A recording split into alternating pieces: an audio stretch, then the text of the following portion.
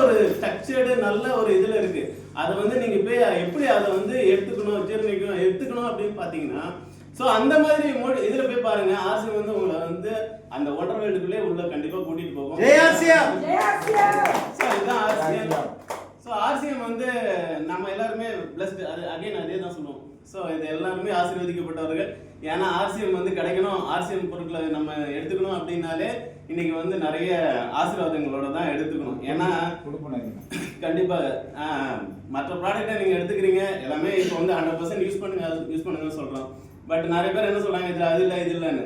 இருக்கிற ப்ராடக்டே 100% யூஸ் பண்ணுங்க ஃபர்ஸ்ட். அதை தான் நம்ம வந்து சொல்கிறோம். யூஸ் 100% ப்ராடக்ட்னு சொல்கிறது வந்து இருக்கிற ப்ராடக்டை யூஸ் பண்ணுங்க.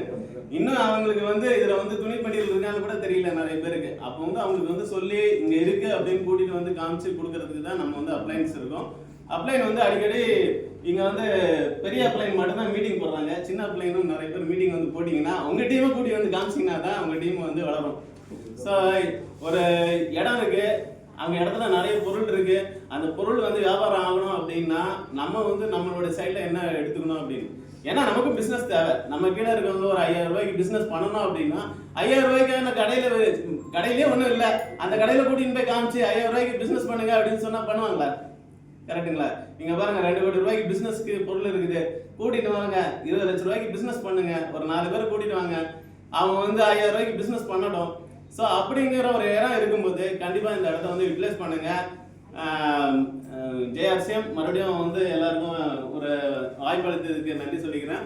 இது வந்து ஒரு சிறப்பான ஒரு நல்ல இடமா இருக்கு. பாசிட்டிவ் வைப்ரேஷன் அப்படியே கண்டினியூ பண்றதுக்கான வாய்ப்புகளை வந்து இது பண்ணிக்கோங்க. தேங்க்ஸ்.